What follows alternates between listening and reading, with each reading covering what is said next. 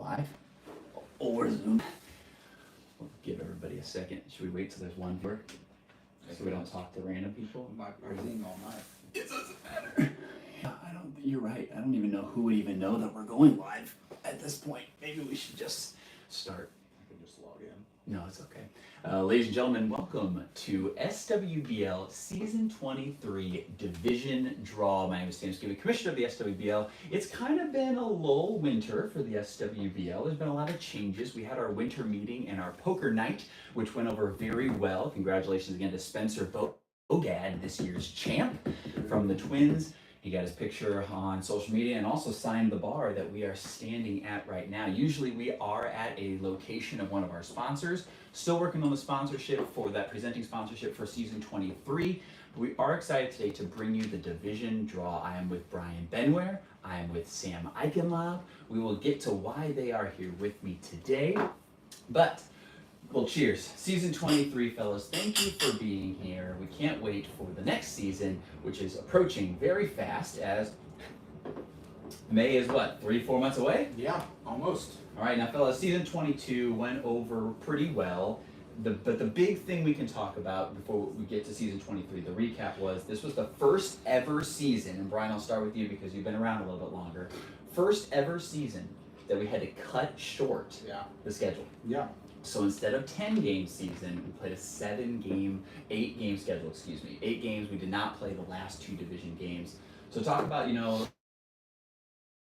we got it in, which was great. Everybody got to play all the other teams. But it was kind of a bummer to cut it short, but we still got it in. What do you got to say? Yeah, I mean, I think props to you because, I think you've probably always had this contingency plan for 21 other years and luckily never had to use it, but you were on it with exactly what was going to happen. The teams were notified of what the contingency plan was, so we knew when that was going to happen, or when it happened, what the plan was. So, but the fact that we were still able to get 8 games for every team in, where everybody could play everybody, there wasn't as much confusion, so it still made for an exciting season, still made for a good playoff, and made for just fun all around still. So. And the tornado sirens going off. Yeah. That was a new experience at the Blur for the SWBL. But Spencer Bogad taking control.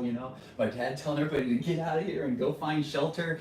It was a crazy time. But Sam, you're relatively new in the SWBL. You're going into your 3rd season with the Expos. Won the Rookie of the Year. Had another great year last year. Have been killing the ball the past 2 years, I feel like, in Summer League. You winning Summer League MVP, was that right? Yeah, the Hallowiffle. Oh my God, Hallowiffle, excuse me, yes, Hallowiffle Tournament MVP. Just an amazing run that you've had in your career. You're getting better and better, not only MOWIF, but SWBL as well. We had an improvement in the Expos, I would say, coming up. Still at the bottom of the barrel, but tying with 2 wins with the 8 seed as well, just barely missing out of the run differential. And one of the reasons why you're here is you're going to get us started with the draw because we're going to start going backwards this year. But talk about the Expos and what the plan is going forward, making sure that we're going to improve upon those 2 wins and keep going. Yeah, so last year was a really big building block for the Expos. It was one of those things we kind of had to tear things down and kind of rebuild it from the studs. The goal was ultimately to if we were up 10 runs, down 10 runs, whatever it was, we're giving 100%. We're not taking plays off, and everyone bought into that. And I think even our losses, I think we had an extra innings loss against the Marlins, or they won in like the bottom half of their inning, but we got them tied. We went to the home run derby with the Astros. So I mean, it's like the wins weren't there, but the quality of the loss. And I think that's a really big stepping stone. And right there, and a 4-4 season got some teams in the playoffs this year. So with only 8 games, and the parity in the league. To both of you, this question, the parity in the league really showed last year. And every year, Brian, we say that it seems like every year the teams are getting better and better. But last year, with only 8 games, I mean, it was a sprint to the finish to try to make sure you secured a playoff spot. Astros and Athletics securing those last 2 spots in the playoffs. Rockies out, Marlins out, Expos out, all these teams who have been in the playoffs before. White Sox out, they were in the playoffs their first season. Every single team has made the playoffs within the last 3 years. Yeah. Every single team. Crazy. Or 4, I guess, when you add the Expos in that season. So in the past 4 years, every team has made the playoffs. Every team can make a run. Mhm. But are we going to see that again in season 23? Same parity? I mean, I would think so. It's starting to become the norm. Like, gone are the days where, I mean, we still have, I would say, probably a clear top 3, but it used to be the same teams every year in the playoffs and Yeah. the bottom teams, Yeah. and it was kind of boring, and that's changed. The the competition levels, like we say, have gotten better and better, and so I would expect that the parity's still there. With some of the changes coming too in the coming years for this league, I think players are going to be trying to prove like that they earn a roster spot. Yeah. So. And Sam Eichenlaub, freshly signed back to the Expos. So the Expos have their guy back. You play left field for the Expos. You lead off for the Expos, right? I mean, you are the guy.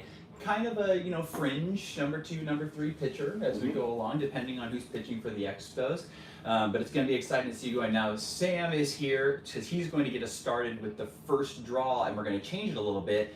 Brian also came up with this new concept. We've always been talking about how we're going to make the division draw a little more exciting, change it up. We're always done the tier 1, tier 2, tier 3, but we're still keeping those tiers. But Brian, talk to us a little bit about the changes that are coming to the division draw and why Sam is here and he's going to get us started. All right. So yeah, like you said, we wanted to do something different, liven this up a little bit, less just random for it, add a little bit more maybe incentive for teams. And so what we're going to do is we're going to start again with the tier 1 teams, just really more announcing what divisions they're in, because they are going to come back and they were the top 3 teams the year before, defend those divisions that they were in. So we will announce real quickly, just to remind everybody, which team between the Yankees, the Orioles, and the Twins are in which division. Yep. But then we will go to Sam, and what we're going to do instead is we're going to, because you're in a sandwich. Yes, yes, I am. Okay. So then what we're going to do is we're going to go to tier 3 rather than tier 2, and instead of drawing the team that they're going to get, they are actually going to just pick. Oh, yeah. So the 9 team is going to choose which tier 1 team they want in their division. That's going to add some drama. And we'll see maybe why they chose that. And then from there, we'll go to the White Sox, the 8th seed. They will also choose which team they want left over from the top 2, the other 2 teams in tier 1. And then finally, the Marlins will get whichever team is left. And then for tier 2, we will go back to the draw to fill out randomly how the divisions end up being set. So that's the idea. And the idea is, again, try to just a little bit more competition, add a little bit more incentive, potentially allow some of these teams who did unfortunately find themselves in the bottom, let them choose who they want to face and see if maybe that works out, maybe in their favor, turn the tables a little bit. Yeah, so just to go with tier 1 and to remind people, last year you had the Yankees, our top overall seed. They were the Ketting Eye Center champions. So they are going to be not only those champions, but also the league champions as well. They're our 1 seed. Our 2 seed from the Corner Pub and Grill, we have the SWBL Twins, who lost in the championship on, Sam, I don't know, were you doing the call with me on the championship game? Yeah, it was you, right? Towards the end. An amazing championship game. Back-to-back incredible championships the past 2 years. But that Yankees-Twins game in history is maybe one of the craziest moments you ever could have expected. When that double play was turned, what was your reaction? I mean, just pure awe? I mean, it was 10 seconds of processing what exactly just happened, and you winning percentages, with the Twins had going, like their winning percentage had to be like up in the 90s, and bases loaded. Elbows up. You got Chris and Spencer and Corey behind you. Anybody can make that play. A single ties the game. Correct. And a strikeout would have been better. To tie, but to have a double play hit right to Gus at third base, a tag and a toss, and even the Twins were like, what just happened? Yeah. It was a wild ending to the season. So congratulations again to the Yankees. And then our 3rd overall seed, the Orioles on the Cardinal Blinds and Shutters division. So we'll kind of go through those as we go along. We'll make sure that obviously the tier 3 teams are going to be picking their tier 1 team, and then we will randomly draw from the 3 balls. Although I don't think you get whatever's left over as the Astros in Yeah, the that's 4 fine. seed. So there you go. I like So the you're four seed. That's okay. You will be the last one. So this is funny enough. That's First great, one yeah. and last Yeah. one. There we go. We did this for a reason, folks. We swear. I don't know. Is anybody watching right now? No, We got nobody's 0 watching. people. It's not meant to be live, folks. We'll just watch this later on as we go. So, Sam Eichenlaub, the drama's here. You know, season 23. This is actually one of my favorite moments of the season in the SWBL division draw, because this is where the schedule gets started to be made. We start talking about who's going to be those pre-weekend games, who's going to be before the season, who's going to maybe match up, who's in St. Louis, who's local. Then we can have these fun matchups before the season starts to kind of help us out with the schedule. But without any further ado, I know the Expos have been talking. You can give us as much as you want from those conversations or as little as you want. But the Expos have the choice of choosing the Yankees, the Twins, or the Orioles to be in their division. The past 2 years, you have been with the Yankees. Mm-hmm. This year, the Expos will be with. So this was one of those things, like, you know, how do we want to, you know, unpack? Okay, all 3 teams obviously have there's a reason. Good we're pedigree. picking a Yeah, team. yeah. Exactly, yeah, great pedigrees and whatnot. We ended up between a few teams and whatnot, but Before we get into maybe some discussions of what happened, if he Mhm. wants to reveal any, does this surprise you? Did you think that they would go with maybe the Yankees, who they have beat? Yeah. Is it the past 2 years? No, just 1 year. Just last Asked year. you the past 2 years, yes. But you beat the Yankees the past 2 years, right? Yeah. Yes. So the Expos beat them last year, and the Expos-Orioles rivalry is so strong too. Yeah. Does this surprise you that they went with the Twins? It does. You know, I would say of the 3, if I were betting, they would have been the bottom of the 3 that if I was picking. But I'm interested in the thought process if he shares it. Yeah. The Twins, you know, were a juggernaut last year. Juggernaut. They were awesome. I Corey mean, and Spencer could not be stopped last year. no, I mean, Chris had to be an all-star. First time he's been an all-star in 4 years. yeah. So, yeah, and they're the same. You know what you're Yeah. getting there. So, I probably would have thought it was going to be Orioles. For the rivalry yeah, for connection. the rivalry connection. Get out of the Yankees division. Yeah. You know, so I would have thought it would have been that. But yeah, I mean, do you want to tell us more about why Discussions. the I mean, Twins? yeah, Alex, or anything you guys have. It was, you know, each team is obviously, like I, you know, after mentioned it, they're all very, like, all 3 of those teams are very Yeah. good. It was one of those things, you know, we don't necessarily play the Twins a whole bunch. We know that, you know, obviously they have Bogat and Corey, but we think maybe our pitching matches up a little bit better. Okay. And I mean, no matter which team you pick, it's going to be, Yeah, you know, games it's against teams. an uphill battle, Yeah. regardless. But we felt like we played the Twins pretty well last year, and obviously we played the Yankees well as also, but been with them for 2 years. Let's do something. Pretty Yeah, hard, yeah, trying to yeah. kind of keep You know? it fresh and whatnot. And I love both key pine trees. You know, Yeah. battle between the lanes there. It's a good start already. I feel like. Maybe the Expos can liven them up a little too.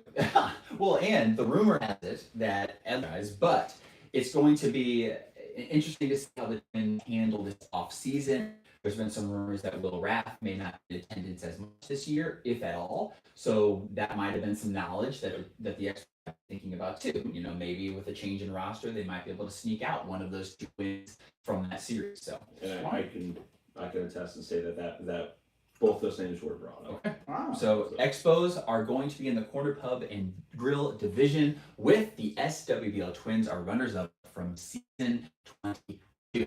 Now, we were going to, at this time, have a little FaceTime with White Sox captain John Callaway. John, hope you're feeling better because we know you are down with the flu right now. So yes, cheers to you, Cheers, John. Hope you're feeling better. So that one going around too. But the White Sox, John Callaway captain, did call Sam Eichenlaub right before this video and better knowledge to Sam and probably give a lot of reasons why, but we can speculate here as a true part. So Sam Eichenlaub is going to also reveal who the White Sox in the number 8 spot will be picking. Expos and White Sox both have the same record. Marlins had 1 more win, which puts them in the 7th spot. They will get whatever team's left over. White Sox have selected The Orioles. Yeah, I figured that was coming. Obviously, Boys in orange. you know, nobody really wants the Yankees. Let's be real, guys. They're too good. I don't want. They're too good. I want them whenever, like, the first couple days when they don't have all their Sure. core players. Yeah, when it's the I'll take first- those. yeah. Yeah. But the Yankees with those 4 trees, you know, out there, and you know, for many of you that don't know, Scott Poley is going to be having a child that's going. Scott, congratulations! Okay, maybe I wasn't supposed to reveal, but it's live. It's all right. And so they are going to be going around Memorial Day weekend, so it's going to be interesting to see what happens there with the Yankees. Now, Marlins will join the Yankees. They've already in the division last year, so it was Yankees, Marlins, Expos for the past 2 years. So Marlins stay in that division, but there's going to be somebody different. Now, that makes it a little interesting, Brian, because the Ketting Ice Center division has had the Yankees, Marlins in it, and arguably, you know, I will say Expos have been at the bottom the past 2 years. So this arguably makes the Ketting Ice Center division much better Yes. than it has been in the past 2. And again, no fact that the Expos and Marlins were both in the bottom tier guarantees that it's going to be a difference for one of those teams. And right now, it's going to be all different. Yeah. You know what's funny? Well, I would love to talk a little bit more about the White Sox. We'll get to that. We'll get to that. Yeah, But for sure. I remember last year at the division draw when the Marlins got the Yankees, they were excited. They said they liked playing the Yankees. Obviously, there's a lot of camaraderie there. You've got brothers playing each other. They've played, again, they've been in the division. This will be, what did you said, the 3rd year? Yeah. So they've got history there.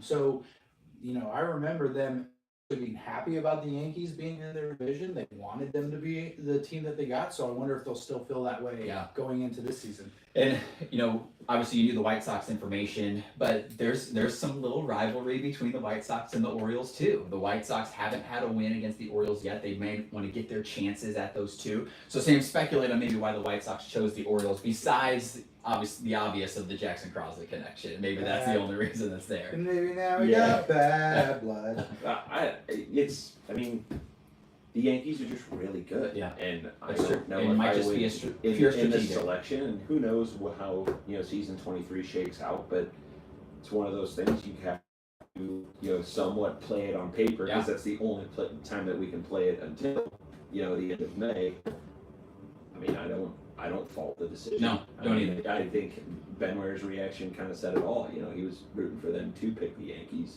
Yeah. So you guys, and I mean, I think that And that reiterates to the league. Yeah, it's rhetorical.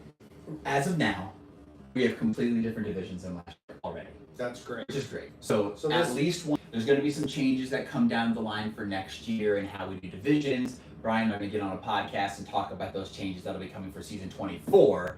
But obviously that's not why we're here today. Season 23, sticking to very similar in the sense of the format of the league this year. Now's where it gets interesting as well. Brian, you are going to be choosing, explained at the beginning, this fills out these teams. Now you have the Rockies, who are at the bottom, right? We're going from the bottom to the top? Yes. Okay, so the Astros will get whatever is left over. So the Rockies, this is going to be your pull. So right now, let's do a little recap on the Ketting. You have the Yankees and the Marlins. In the corner pub division, you have Twins and Expos. And in the Cardinal Blinds and Shutters division, you have the Orioles and the White Sox. 3 great divisions so far. Excited to see those rivalries play out. But now we will go to the SWBL Rockies, one of those storied franchises, an NWBL Hall of Fame team, and one of the most storied franchises, like I said, in SWBL history. Blake Spencer at the helm, Ryan Kenny at the helm. Rockies is the first pick. Here we go, first tier 2. It's going to be a little shift. Pub and Grill. Corner Pub and Grill division. Oh, the Expos are super pumped about that. I get their best friends in the division. And that means the Twins and the Rockies back in the same division as last year. Was the Twins, Rockies, White Sox last year. So now you have the Twins and the Rockies together again. Expos is the different outlier that we have. We'll talk about all these after we pull them, folks. So let's keep going. This is for the SWBL Athletics. Is it going to be Ketting or Cardinal? Who do we have? Cardinal Blinds and Shutters. So that'll be the Athletics, the Orioles and the Athletics join back together again for the Cardinal Blinds and Shutters, which means your good old Astros will be with that Yankees team that we talked about. Let's start there, Brian. Obviously not the pull you probably wanted here for your team, You but know you didn't have what? a say in it? Or is this what you want? You want to go after the champs and prove yourself and get there? Oh, I don't know if it's so much that we were happy about the Yankees. I mean, I was looking at the divisions, kind of curious, like, okay, if I could pick which one I wanted before we did the draw of the tier 2 teams. And I kind of thought maybe the Yankees, like I said, we've matched up well against the Yankees. If we get them on the right day or in the morning or whatever the case may be. Yeah. The Marlins have gotten better and better, so I think it'll be a tough division either way. But when I was looking at the other divisions, like, to be honest with you, we've played the Orioles so many times in the last few years. I definitely didn't want to be in that division. The Orange Bowl. I'm sick of it. So I definitely didn't want that. I would have been okay with the Twins and the Expos again. We've got obviously a ton of history with the Expos. Actually, just steamrolled by the Twins in the playoffs after coming off that high wild card game. It would have been fun to get in that division again too, but with the Twins, and maybe we were in one division with the Yankees, I can't remember, but just something different. I think it'd be fun. So the only tier 2 team that has a change from last year. Yeah. Ironically, too, if you look here, you got the top teams in each tier in that one division. Wow. Good eyes there. Yeah. So yes, you're right. The Yankees number 1 seed, Astros 4, and the Marlins at 7. So all the top of that might be the first time that's happened in a long time because I can't remember the last time that's happened. Yeah. And then I'm doing quick math here, but both of the 2 seeds in the bottom tiers are together, and the bottom of the number 6 and the number 9 are together as well. Yeah. As an Expos player, and third-year player for the Expos, obviously they love the Rockies. Expos and Rockies, Shantytown battle. Absolutely. I mean, that's right there in Shantytown. Yeah. Rockies and Expos always next to each other. Now you have 2 games against each other, and you got your first pick on the Twins. Is this maybe the division you wanted? Yeah. Oh, yeah. Absolutely. I mean, that's I'm very happy with that draw. Like playing against the Rockies because we do have a close connection with them, down that right field corner. But obviously. Played against each other the last 25 years that we've been best friends. So, that'll just add a little more fuel to the fire. Sweet. Add a little more fuel to the fire, a little extra to play for. I think that's a great league. And then I'll talk. Right, we're all separate. Yeah. All 3 of us are in separate divisions as this as well. In the Cardinal Blinds and Shutters, obviously we're going to try to defend as much as possible that Jackson Crossley with the White Sox connection. We have played the A's, I feel like, every year the past 3 or 4 years we've been in their division. And the A's beat us last year, or 2 years ago we split, one of the two. Something happened. They may have beaten us last year too, but Chris Warbeck's a monster. If he's back at it, the Athletics are retooled and revamped to make sure that they can be competitive again and build on their playoff clinching season that they had last year, hoping to get that win, and they almost did it. What a wild card finish that was between the Astros and the A's. So I really enjoyed it. It was great. let's break down these divisions one more time and tell you all what's going on. Ketting Ice Center division, like Brian said, all of those top teams from each tier. You have the Yankees, Astros, Yankees the champions, Astros the wild card champs, and then the Marlins, who have made the playoffs previously and are hungry to get back there again. There is some interesting notes to say about their roster changes that might be coming down the line, but we're excited to see what happens in the offseason for them. Corner Pub and Grill division, you have Twins, who are going to go for that championship again. I don't think they've lost a division in quite some time.